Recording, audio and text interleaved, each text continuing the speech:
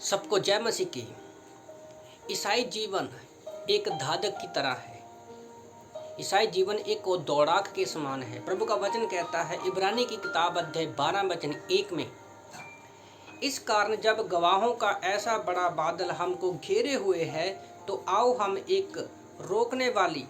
हर एक रोकने वाली वस्तु और उलझाने वाले पाप को दूर करके वह दौड़ जिसमें हमें दौड़ना है धीरे से दौड़े और विश्वास के कर्ता और सिद्ध करने वाले यीशु की ओर ताकते रहे, जिसने आनंद के लिए उसके आगे धरा था, लज्जा की कुछ चिंता ना करके क्रूस का दुख सहा और परमेश्वर के सिंहासन की दाहिनी ओर जा बैठा।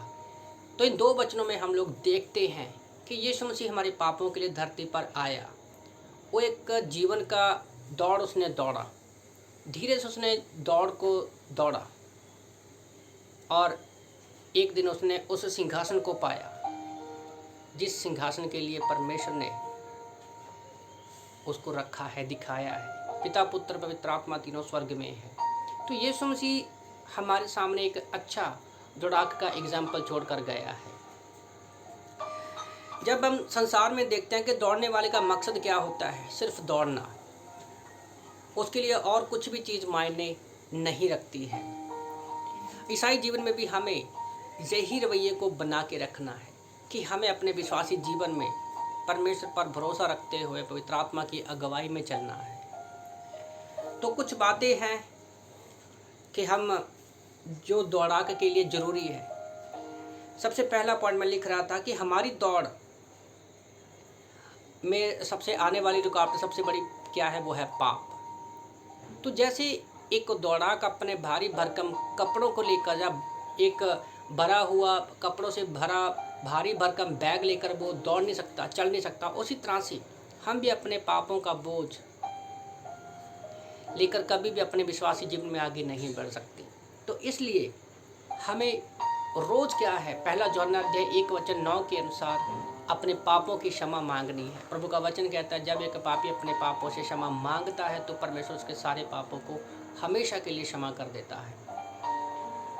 तो हमें हर रोज़ दौड़ने के लिए अपने पापों का बोझ हल्का करके आगे दौड़ना है। दूसरा सिद्धांत को लागू करना है कि धीरे से दौड़ना है। हमें बहुत से लोग जल्दबाजी करते हैं, जल्दी सक्सेस होने की बात करते हैं।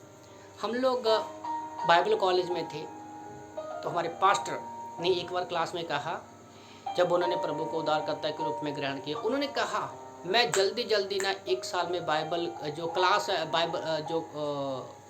बाइबल है ना, उसको 1 साल में कंप्लीट कर लूँगा। सारी जितनी भी जानकारी है, जितनी भी इंफॉर्मेशन है ना, मैं 1 साल में सारी कवर कर लूँगा। पर वो 1 साल में कवर नहीं कर पाए। बाइबल को हम लोग जल्दबाजी में नहीं सीख सकते क्योंकि ये परमेश्वर का जीवित वचन है।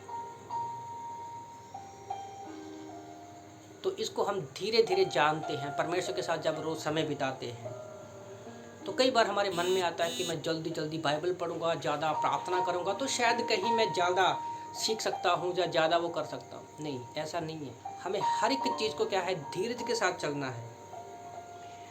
और क्योंकि हम समाज में रहते हैं तो एकदम से क्या है, हम परिपक्व नहीं बन सकते। धीरे धीरे अपने अनुभव में जब हम विश्वासी जीवन में चलते हैं, चर्च में जाते हैं, संगति में जाते हैं, बाइबल क्लास करते हैं, तब क्या है, हमारे व्यवहार में जो बुरी बातें उसको हम लोग पीछे छोड़ते जाते हैं। और तीसरा पॉइंट मैं लिख रहा था कि बड़ा आदर्श देखना। एक दौड़ने वाले के लिए आदर्श क्या है, पुरस्कार। तो आज हमारा यीशु मसीह हमारा आदर्श है और हमारे लिए आदर्श है कि हमें परमेश्वर पुरस्कार देगा। तो हमें आदर्श को, यीशु मसीह को देखते हुए आगे दौड़ना है। चौथा पॉइंट लिख रहा था कि पुरस्कार मिलेगा। जब हम संसार में एक दौड़ाक दौड़ता है तो सब लोग उस पुरस्कार को नहीं पाते, सिर्फ 3 लोगों को ही मिलता है, फर्स्ट, सेकंड, थर्ड वाले को।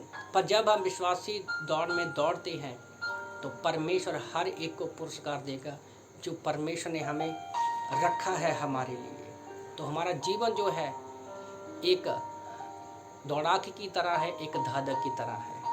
आमीन।